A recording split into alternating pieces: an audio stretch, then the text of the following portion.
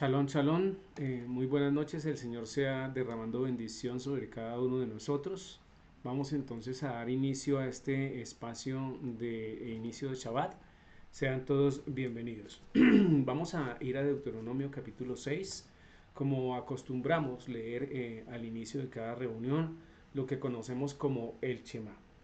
Shema Shema Israel, Israel, Adonai Adonai nuestro nuestro Elohim, Elohim, Adonai Adonai Echad. Echad. Y Y amarás a amarás a Adonai Adonai tu tu Elohim Elohim de de todo todo tu tu corazón corazón y y de de toda toda tu tu alma alma y y con con todas todas tus tus fuerzas. fuerzas.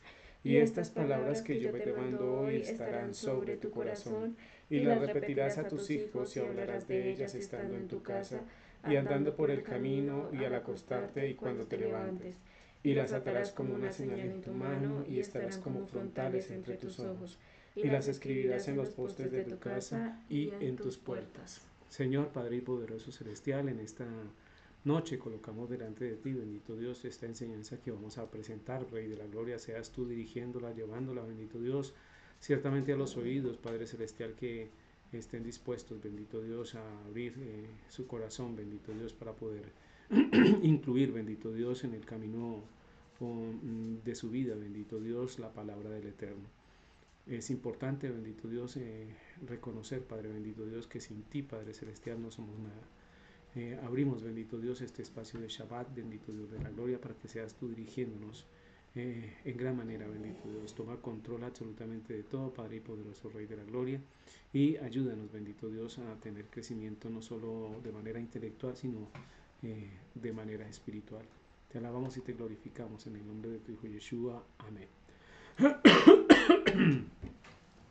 Muy bien, como les venía diciendo, vamos entonces a dar inicio al componente de nuestra enseñanza, ¿cierto? Que generalmente desarrollamos el día de inicio de Shabbat en este momento, ¿cierto?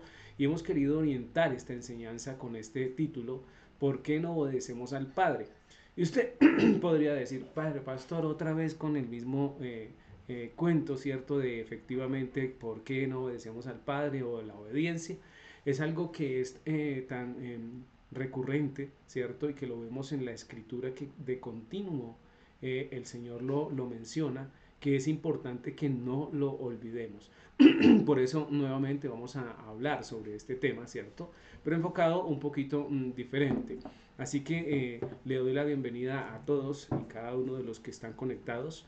Si al final de esta enseñanza el Señor toca su corazón y efectivamente contribuye para mejorar el camino que hemos decidido tomar, ¿cierto? Dirigiéndonos hacia el eterno. Usted puede enviarle esta enseñanza a una persona que usted conozca para que así el Señor siga obrando. Muy bien, vamos a ir a Proverbios capítulo 13, versículo 1, que va a ser el versículo como que vamos a estar mirando en esta noche y dice de la siguiente manera. Dice, el hijo sabio recibe el consejo del padre, mas el burlador no escucha las reprensiones. Cuando uno mira este proverbio, desde luego los proverbios están puestos para crear, ¿cierto? Y fomentar sabiduría en las personas. Y son versos, palabras, frases, ¿cierto? Que efectivamente el Señor coloca en el corazón y en la mente de algunos escritores antiguos, ¿cierto? Para que nos aconsejen, para que nos otorguen estas palabras de tal manera que podamos orientar nuestro camino y cada vez ser mejor persona realmente, ¿cierto? Pero tienen un componente profundo, desde luego, de obediencia al Señor. Todos están sujetos, ¿cierto?, de que los miremos y los obedezcamos, bien sea para realizarlos cuando efectivamente son, digamos, mandamientos o que se unen a los mandamientos positivos y restringirnos de hacerlos cuando efectivamente se vinculan al mandamiento negativo. En ese orden de ideas, el hijo sabio recibe el consejo del padre, es algo que nosotros debemos frecuentemente traer a nuestras memorias, ¿cierto? Porque ese consejo que el padre otorga es lo que estructura el funcionamiento adecuado no solo del hogar, sino también está vinculado a un componente de otorgar, digamos, ese desarrollo adecuado en la sociedad, ¿sí? Fíjese que en ese orden de ideas está muy unido, ¿cierto? A lo que las epístolas pastorales están unidos en relación a que el padre debe gobernar, ¿cierto?, su hogar, y ahí fundamentalmente hace relación a lo que tiene que ver con los ancianos, con los obispos, ¿cierto?, con los diáconos, pero también tenemos un espacio, ¿cierto?, donde debe hacer eco en el consejo, ¿cierto?, del padre en su familia para los hijos. Entonces el hijo sabio recibe el consejo, es algo que no debe quedar, ¿cierto?, digamos, al olvido, sino que debe estar en nuestras mentes de manera continua. Entonces, en ese orden de ideas es el propósito general, ¿cierto?, de este proverbio. Si bien el proverbio se enfoca en obedecer al padre de familia, aquí quiero aplicarlo al concepto de obedecer al creador, porque hay algo muy importante que nosotros debemos considerar. Si no obedecemos a nuestro Padre, el Padre que está en los cielos, pues, ¿qué se espera, cierto? En relación a la obediencia del padre de familia. ¿Qué se espera? Entonces, en ese orden de ideas, yo siempre he creído, la persona, el hombre, el varón, la mujer, ¿cierto? Que efectivamente sigue y procura obedecer al Señor, indiscutiblemente estará con toda la disposición de su mente, de su cuerpo y de su alma de obedecer a su padre de la casa, al padre de familia. Entonces tenemos que partir desde ese componente, digamos, general, que es obedecer al Padre y que sustenta realmente el camino de todo creyente. ¿Mm?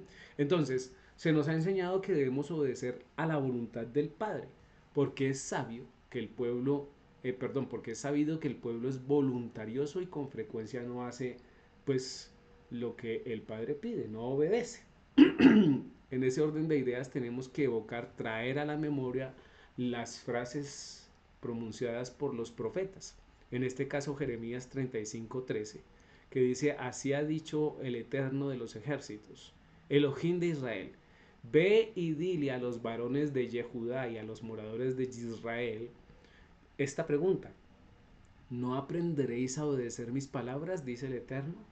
Y porque el cuestionamiento es frecuente y en diferentes lugares de la época o de la historia del pueblo.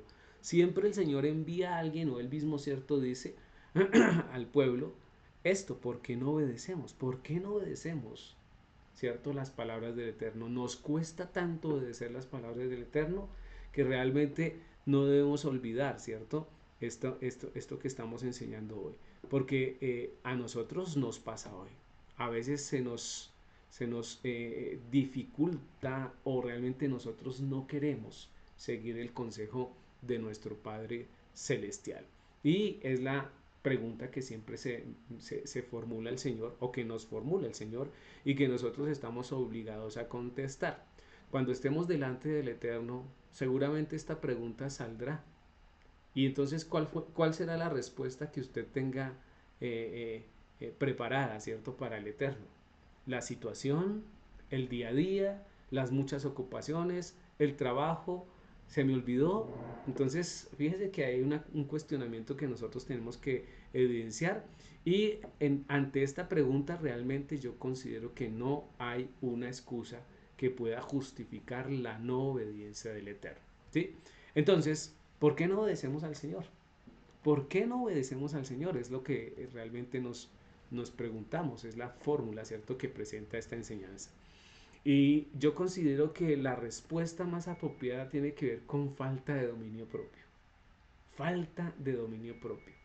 Porque vamos a ver, ¿cierto? Espero tratar de mostrarles que el dominio propio es el que orienta, ¿cierto?, la condición del actuar y el pensar de las personas, más que todo de los creyentes, ¿sí? Y fíjese que usted puede evidenciar y ver en las personas exitosas del mundo, realmente las personas exitosas del mundo lo que hacen es que aprenden de una o de otra manera a controlarse en algunas circunstancias y a mentalizarse y enfocarse en lo que quieren conseguir. ¿Y qué creen? Muchos de ellos consiguen realizar sus metas, sus objetivos. ¿Por qué? Porque se enfocan, ¿cierto? Y al enfocarse, colocan su mente y todo su ser en el cumplimiento de esa meta específica, ¿sí? Ellos, sin conocimiento espiritual, lo pueden lograr, Entonces la pregunta que seguiría es ¿por qué nosotros entonces no obedecemos al Padre? Quizás la respuesta es porque no estamos muchas veces enfocados en la obediencia del Padre. Y nos falta, ¿cierto?, de dominio propio en nuestras vidas. Mire, si miramos 2 de Timoteo 1:7, dice, ¿por qué no nos ha dado Elohim espíritu de cobardía, sino de poder, de amor y de dominio propio? Porque nos ha dado, perdón, voy a volver a leer porque creo que lo leí mal, porque no nos ha dado Elohim espíritu de cobardía, ¿cierto? Sino de poder, de amor y de dominio propio.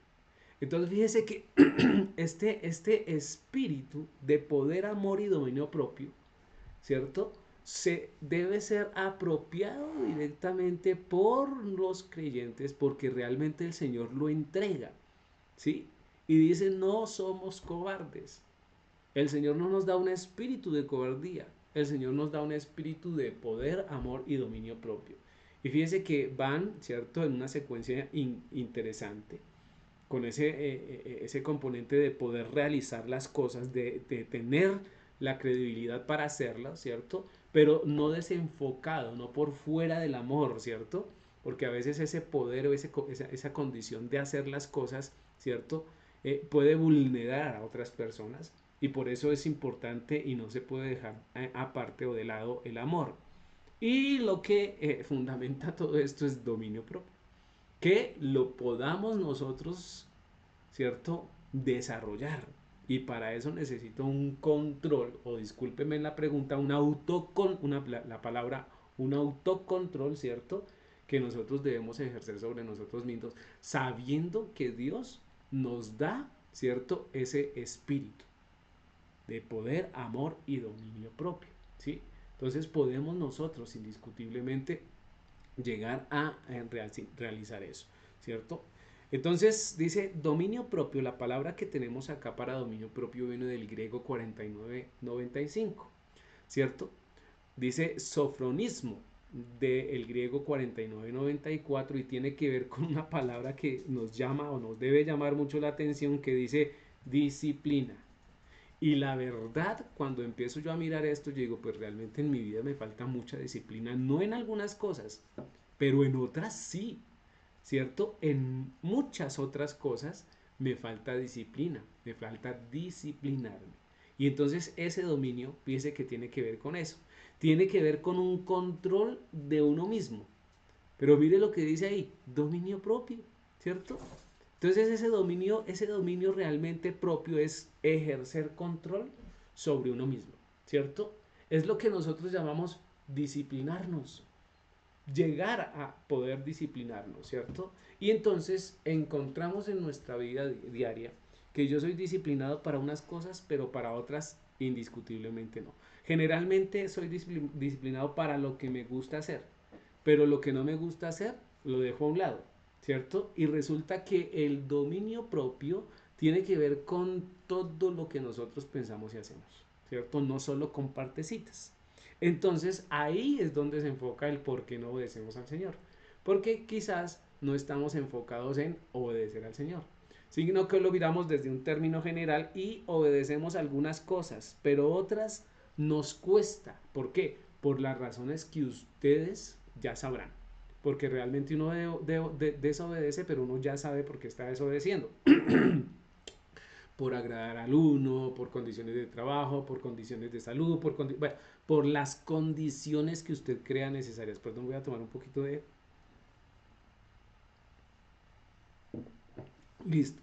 Entonces, espero estarme comunicando adecuadamente. Entonces, esa es la condición de dominio propio. Ahora, nos gana el deseo de pensar, realizar o inmiscuirnos en otras cosas que nos llevan, perdón, a desobedecer al Eterno. Entonces, esto es lo contrario al dominio propio, porque nosotros dejamos que nos lleve, nos domine, nos gobierne nuestros propios deseos, ¿cierto? Y ahí es cuando efectivamente se aleja de nosotros ese componente de dominio propio. Miren lo que les quiero decir. ¿Por qué entonces no tenemos dominio propio? Y quizás porque queremos tenerlo en nuestras fuerzas. Entonces yo lucho, ¿cierto? De alguna manera, y yo he aprendido algo en el campo espiritual. A diferencia de las personas que están afuera, digo, y lo coloco aquí entre comillas, porque a veces, bueno, sabemos que los campos espirituales que gobiernan afuera no son los campos del Señor, son los campos espirituales de las tinieblas. Entonces, eh, pero para la realidad de nuestras vidas, ¿cierto? Nosotros sí luchamos diariamente con esos campos espirituales, ¿sí? Entonces, nosotros creemos que llamando y esforzándome a veces voy a lograr las cosas y yo he intentado, ¿cierto? Desarrollar algunas conductas tratando de tener este dominio propio y fallo. Porque como el componente para nosotros es espiritual, porque el que está detrás es el que nos envía dardos, ¿cierto? Entonces ya es una lucha de otro nivel. Entonces nosotros debemos comprender, ¿cierto? Que luchar o querer tener dominio propio en algunas cosas, en nuestro propio deseo, en nuestras propias fuerzas, nos va a llevar al fracaso. ¿Y sabe qué encuentro yo? La escritura me dice que el dominio propio es un don del Espíritu Santo. Y ahora póngale a lo que digo acá. Según Gálatas 5:22, mire lo que menciona Gálatas 5:22. Usted por favor abra su escritura en este momento y mire la palabra. Y va a encontrar algo interesante. Dice más el fruto del Espíritu. Y hay algo importante. ¿Cierto? Aquí no dice los frutos. Aquí habla del fruto y eso lo coloca en un componente singular, no es plural. Eso quiere decir que el Señor lo entrega y al entregarlo viene con todo, ¿sí? No parcializado. Así que si el Señor nos ha entregado o si hemos pedido al Eterno, ¿cierto? El fruto del Espíritu Santo, ya tendríamos que tener la posibilidad de estar efectuando y dominando y, ¿cierto? Llevando a cabo cada una de estas cosas. ¿Qué es lo que debemos y podemos? Amor, gozo, paz, paciencia, benignidad, bondad, fe, mansedumbre, templanza. Contra tales cosas, perdón, no hay ley. Entonces, llama la atención porque les estoy diciendo que el dominio propio, ¿cierto? Es parte del don del Espíritu Santo. ¿Y en dónde lo ven ahí? Amor, gozo, paz, paciencia, benignidad, bondad, fe, mansedumbre, templanza, contra tales cosas no hay ley. ¿Sí? Como que el don, ¿cierto? Este componente del dominio propio en el don del Espíritu Santo está como escondido. No lo alcanzamos a ver así a simple vista, ¿sí? Pero sí es muy importante, ¿cierto? Enfocarnos en que ahí está y que es fundamental, ¿cierto? Por eso está en la parte última, igual como lo mostraba 1 Timoteo, ¿cierto? ¿Sí? Que decía poder, amor y dominio propio. Aquí dice amor, gozo, paz, paciencia, unidad, bondad, fe, mansedumbre, templanza. Porque esta parte de templanza, se dice que la templanza, ¿cierto? Es el griego, en el griego, ¿cierto? En la palabra griega es más bien como el traer al hombre a una mente sana. Cuando se habla de templanza, es poder llevar al hombre, ¿cierto? A desarrollar una mente sana. Y por eso se encuentra, creo yo, ¿cierto? En el último componente del fruto del Espíritu Santo. ¿Sí? Porque es el que efectivamente nos lleva a tener ese estándar, ¿cierto? Que nos va a permitir estar aprobados delante del Señor. Templanza, ¿sí? Pero no solo se queda ahí porque la definición de la palabra griega que encuentro yo en el diccionario viene del griego 1466. Y mire lo que dice ahí. Dice dominio propio. Templanza es dominio propio. Específicamente continencia, templanza. Y la definición es dominio, lo coloca entre propio y templanza. Entonces si se dan cuenta que dentro del don del Espíritu Santo, la palabra templanza como que acuña ese componente de que nosotros debemos tener dominio propio, hace referencia al dominio propio. ¿sí? Porque es el que controla o el que permite que yo sea manso, tenga fe, bondad, benignidad, paciencia, paz, gozo y amor. ¿Sí? ¿Quién decide amar a las otras personas? Yo. ¿Quién decide estar gozoso o arruinado? ¿Cómo es lo contrario de gozoso? Infeliz. No gozoso. Pues yo soy el que decido estar con alegría, con gozo delante de Dios. ¿Cierto? Porque el Señor me lo entrega. No es que salga de mí mismo, pero yo tomo una decisión de estar en chalón en mi vida. ¿Cierto? Yo tengo que manejar mi mente para poder llegar a tener paciencia. Lo mismo pasa con la benignidad, perdón, la bondad. Y pues fe. Y todo en el componente espiritual se lo debemos pedir a nuestro Dios, incluyendo la templanza, que hoy, ¿cierto? Reconocemos o recordamos o sabemos o aprendemos que tiene que ver con el dominio propio. Entonces, si no tenemos dominio propio, seguramente el fruto del Espíritu del Señor, pues no está en nosotros. Entonces, es supremamente importante. Entonces, cuando el proverbio nos dice 13:1, el hijo sabio recibe el consejo del padre, mas el burlador no escucha las reprensiones, pues realmente se trata de tener templanza, dominio propio para poder asumir y obedecer a nuestro Creador. Yo decido recibir el consejo del Padre, porque es una opción que queda o recae sobre mí, el obedecer o el no obedecer. ¿Por qué no obedecemos al Padre? Sencillamente porque no tengo dominio propio y eso se traduce en que no quiero. No quiero. Si me estoy haciendo entender, espero estar haciendo, conteste ahí, amén, ¿cierto? Para que efectivamente sepa yo que estoy haciéndome entender. Listo. Es poder controlar mis pensamientos y acciones para unirlos con la voluntad del Padre. Eso es controlar tanto mis pensamientos y mis acciones, no solo mis pensamientos, porque a veces pensamos de una manera, pero cuando usted va a desarrollar algo, actúa de otra manera diferente, contrariamente.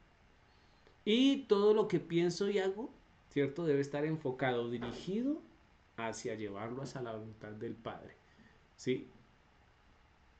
Y sí, yo sé, quizás para los que están, ¿cierto? En un componente monástico, o sea, de encerrados ellos solos, pues les sea un poco más fácil y eso lo coloco en duda, ¿cierto? Pero los que continuamente tenemos que lidiar con el tráfico, con las personas, con las situaciones, con todo lo que realmente lleva o encierra el componente de la vida diaria, pues créame que ahí es donde llevar cierto nuestros pensamientos y nuestras acciones a unirlas al Padre, pues cuesta. Pero todo depende de dominio propio. Todo depende del dominio propio. Ok, entonces por eso es sabio. Dice, el hijo es sabio, ¿cierto? Perdón, el hijo sabio recibe el consejo del Padre. Entonces por eso ese hijo que recibe el consejo del Padre se llama sabio. De lo contrario, pues no lo sería. Dice, sabio viene de la palabra 2450, ¿cierto? Tiene que ver con sabio, inteligente, diestro o ingenioso. Y lo que traduce es astuto, avisado, excelente, experto, hábil, maestro, perito, prudente, saber, sabio. ¿Sí? Todas las palabras que están ahí tienen un componente positivo. ¿Sí? Positivo. ¿Mm? Pero la que destaco, todas son importantes, pero el ser prudente es lo que realmente, ¿cierto?, enfocaría o tendría esa definición más adecuada a la sabiduría. Sí, no estoy diciendo que el ser experto no, porque el ser sabio se requiere de tener una experticia, lo mismo como tener una habilidad. Entonces, pero prudente es lo que ejecuta, ¿cierto? La acción o el accionar de este sabio. Entonces, ahí está. Este proverbio nos llama y nos está diciendo que debemos ser sabios. y recibir el consejo del Padre, ¿sí? Fundamentalmente. Ok, entonces, todas esas características de un sabio, o sea, las palabras, las definiciones que encontramos en el Hebreo 24:50, que es la palabra sabio, ¿cierto? Lo hace un hombre controlado. Dese cuenta, experto, nadie es experto por sí. La persona se vuelve experta cuando se ha dedicado, cuando ha tenido el tiempo, cuando ha consultado, cuando ha estudiado, se da cuenta de dominio propio, porque se enfoca en buscarlo. Lo mismo pasa con el componente de maestro o perito. Entonces dice, todas estas características de un sabio lo hacen un hombre controlado y por hecho, o por ende, con dominio propio. ¿Sí? ¿Por qué no obedecemos al Padre? Porque no tenemos dominio propio. Igual no queremos. ¿Sí? Usted dice, no quiero. Pero eso es no fomentar ese dominio propio, sabiendo, ¿cierto?, las cosas. Por eso recibe el consejo del Padre, ¿cierto? Del Eterno, y más aún, ¿cierto? Del Eterno, tanto recibe el consejo del Padre como el consejo de el padre de familia, ¿sí? Entonces, lo que trato de decir en esta frase es, si recibe el consejo del Padre Creador, pues de la misma manera recibirá el consejo del padre de familia, porque van en sujeción, ¿sí? Desde luego, este consejo, hablando del padre de familia, debe tener un componente y una hilación siempre de estar sujeta a la voluntad. Ese consejo, esa palabra, estar sujeta a la voluntad del Padre. Entonces, por eso ahí se recibe, ¿sí? Porque no debo de desconocer y por ende no dejar de decir, ¿cierto?, que hay consejos de los padres en la actualidad y a través de la historia que realmente no están alineados con la voluntad del Creador. Y ahí es cuando ese consejo se autoriza no recibirlo, ¿sí? Si su papá o su mamá lo lleva a un componente de idolatría, usted está obligado, ¿cierto?, por la obediencia al Eterno, a decir no. Así de sencillo. Entonces la palabra consejo viene del hebreo 41-48. Ahí entonces nos habla de musar, que es propiamente castigo, figurativamente una reprensión, una advertencia, una instrucción, también restringir. Mire que ahí tiene palabras positivas y negativas: cadena, castigar, castigo, censura, ¿cierto? Consejo, corrección, corregir, disciplina, doctrina, enseñanza, erudición, escarmiento, escarnio, instrucción, instruir, reconvención y reprensión. Entonces, esa palabra consejo tiene la aplicación de las dos realmente. Porque ese consejo, un consejo a veces y en todos los sentidos, cuando está bien orientado, se da para que la persona a la cual se le está otorgando ese consejo no caiga en o no se permita hacer lo siguiente, ¿sí? Siempre cuando se habla de consejo debería tener ese componente de estar alerta, ¿cierto? Y de que efectivamente lo que se le está diciendo debe ser escuchado. Ahora, el consejo tiene una condición bastante interesante, y es que el que escucha esa palabra puede o no puede hacerla o recibirla. Eso depende de cada uno. ¿Listo? Entonces, en ese orden de ideas. Sin embargo, cuando hablamos de componentes escriturales, y en este caso el hijo sabio recibe el consejo del padre, no es ni siquiera una sugerencia. Yo lo vería más bien como un mandamiento, ¿cierto? Porque el estar sujeto al Padre tiene una connotación increíble de estar obedeciendo a el Eterno. Ahora, dice, el hijo sabio recibe el consejo del Padre, mas el burlador no escucha la reprensión. Y entonces no podemos pasar, ¿cierto?, dejar pasar este momento para mirar la otra parte del proverbio. Ahora, si no estamos en el escenario de ser sabios, eso quiere decir ser un hijo sabio, inmediatamente nos ubicamos en el de ser burladores, los cuales no escuchan a las reprensiones, obviamente, de sus padres. Esto es interesante y funciona mucho en el escrito de Proverbios. Coloca un contraste, siempre trata de, o la mayoría de las veces trata de colocar un contraste donde nos muestra un componente positivo y un componente negativo, ¿sí? Lo que debería yo hacer y lo que debería yo no hacer. ¿Sí? En este caso, la primera parte del proverbio lo debo hacer. La segunda parte, alejarme. El burlador no escucha la reprensión. ¿Sí? Es un contraste que nos permite, ¿cierto?, evaluar sobre dos escenarios reales. Entonces, en ese orden de ideas, la reprensión, palabra reprensión, viene del hebreo 1606. De regaño, amenaza, censura, reprensión. ¿Sí? Entonces, ahí está. Cuando se habla de una reprensión, pues obviamente tómese en los términos de la definición. Es un regaño, ¿cierto? Es tratar de censurar, y cuando digo censurar es prohibir algo. Y pues la palabra que aparece es reprensión, ¿listo? Entonces, de estos burladores se menciona en el Nuevo Testamento, dice que para nada edifica la congregación, todo lo contrario. Las acciones de estos burladores en el Nuevo Testamento se nos enseña que no edifican la congregación, todo lo contrario. Miren lo que dice Judas 1:17 al 20. Dice de la siguiente manera, por favor búsquelo en su escritura.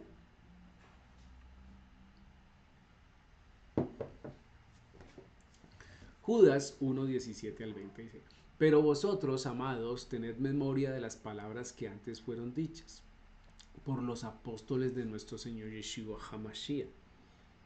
Dice 18, los que os decían, en el postrer tiempo habrá ¿qué? Burladores. Y yo creo que el postrer tiempo es este. Que andarán según sus malvados deseos. Estos son los que causan divisiones, los sensuales, que no entienden que no tienen el espíritu. Ah, ¿cuál espíritu? El Señor. Pero vosotros, amados, edificados sobre vuestra santísima fe, orando en el Espíritu Santo, en el Ruach HaKodesh. Entonces mire que hay un desarrollo, ¿cierto? Una argumentación allí en la palabra de Judas que nos debe abrir los ojos. El burlador no solamente es una persona que está ahí, ¿cierto? Y que hace alguna condición de chiste o algo así.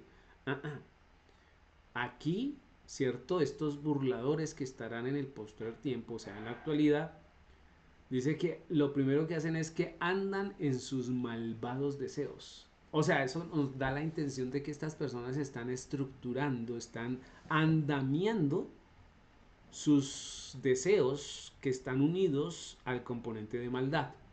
O sea, lo que quieren hacer siempre es daño. Daño. Aunque para ellos en su estructura mental sea un reclamo, sea una condición de alegato, sea lo que sea, el fin trae una condición de una acción de maldad. El 19, estos son los que causan que, por tener esos deseos malvados, ¿cierto? Y hacen, dicen, opinan, ¿cierto? Y señalan, lo que logran al final de todos los eventos es causar división. Porque siempre van a tener eco en algunas personas. Lo voy a mostrar ahorita. Dice, los sensuales que no tienen el espíritu. Si no tienen el espíritu, ¿cierto? Es porque ellos se creen espirituales, pero no han llegado a la realidad del Espíritu Santo o del Señor. Por eso los llama sensuales. Y cuando la palabra se utiliza así como sensuales, son personas que están aquí y allá, ¿cierto? Son personas que escuchan aquí y escuchan allá. Son esos que son de alguna manera, ¿cierto? Llevados por esos vientos, ¿cierto? De doctrina, que calman el intelecto y la razón, pero que se alejan de los escenarios espirituales o del eterno. Entonces por eso no tienen el espíritu. ¿Ya? Pero vosotros, amados, edificados sobre vuestra santísima fe, orando en quién? El espíritu. ¿Listo? Entonces fíjese cómo habla el Nuevo Testamento, y hay otras escrituras del Nuevo Testamento que hablan de estos burladores y los ponen en el mismo escenario. Entonces no es cosa pequeña. Si no somos hijos sabios, obedientes al Padre, pues indiscutiblemente estaremos clasificados en estos burladores que tienen unos deseos bien claros que son o están vinculados a la maldad. Una característica de estos burladores es que todos tienen reconocimiento y consiguen eco en los que los escuchan. Por eso la definición los centra como maestros. Cuando uno mira la definición de burladores, se las voy a poner acá, viene del griego 1703, que habla de empaiktes, más o menos, ¿cierto? Bueno, burladores. Y mire, mire lo que dice, perdón, dice maestro falso, ¿cierto? Un maestro falso. Y si lo coloca como en esa condición de maestro es porque tiene esa particularidad de poder enseñar y ser escuchado por otros. Quiere decir que lo que dice es convincente y que la persona que no afila, ¿cierto?, su componente de razón, ¿cierto?, vinculando con el componente espiritual, no va a detectar el veneno que se, que se produce allí. Es la misma condición que Hasatán utilizó en, ¿cómo se llama?, en la tentación de Eva, ¿cierto? Se le metió con una agudeza, un filo increíble, que la otra a través de su reflexión dijo, oiga, pues sí, no, venga a ver. Y eso es lo que sucede. Hoy decimos, a verlo así, pues sí, no, venga a ver. Y caemos porque el argumento que se está presentando inclusive se saborea con una particularidad de traer bien para la vida. Sí. Entonces, mucho cuidado, porque estos burladores son personas muy carismáticas, ¿cierto? Que pueden tener mucho eco en las personas que lo escuchan. Y efectivamente van a causar ¿qué? Divisiones. Entonces yo prefiero ser hijo, ¿cierto? Sabio, que obedezco al Padre y no estar dentro del grupo de estas personas clasificadas como los burladores. Por eso la recomendación final es la siguiente. ¿Cuál es? Dice Proverbios 4:20. Hijo mío, está atento a mis palabras, inclina tu oído a mis razones. No se aparte de tus ojos, guárdalas en medio de tu corazón, porque son vida a los que las hallan y medicina a todo su cuerpo. Y fíjese que es otro proverbio. Hijo mío, está atento a mis palabras. Y mis palabras, ¿cuáles son las palabras? ¿Cuáles son mis palabras? Pues indiscutiblemente nos va a llevar, ¿cierto?, al componente bíblico que nosotros tenemos por la misericordia del Eterno, cada uno en nuestro propio idioma. ¿Sí? Sí, con algunas deficiencias, llame lo que quiera, pero ahí está, ¿cierto? Entonces, inclina tu oído a mis razones, a las razones del Eterno, a la palabra del Eterno, ¿cierto? A los componentes y a lo que ofrece el Eterno, no a lo que yo crea. Entonces, no se aparten tus ojos, ¿cierto? No se aparten de tus ojos, guárdalas en medio de tu corazón, protegiendo ese corazón. Entonces, porque son vanidad, porque son vida a los que las hallan y medicina a todo su cuerpo. Ahí está la situación, ¿cierto?, de poder llegar a mejorar nuestra vida. Entonces, fíjese cómo también este espacio de ser burlador también tiene una situación que lo aleja profundamente del Eterno. Bien, espero, ¿cierto?, que hayamos tenido, ¿cierto?, un aprendizaje y que el Señor haya hablado a nuestro corazón.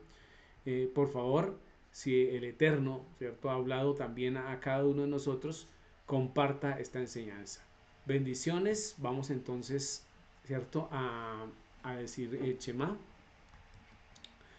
Muy bien, entonces decimos Deuteronomio capítulo 6, versículo 4 al 9. Shema Israel, Adonai nuestro Elohim, Adonai Echad.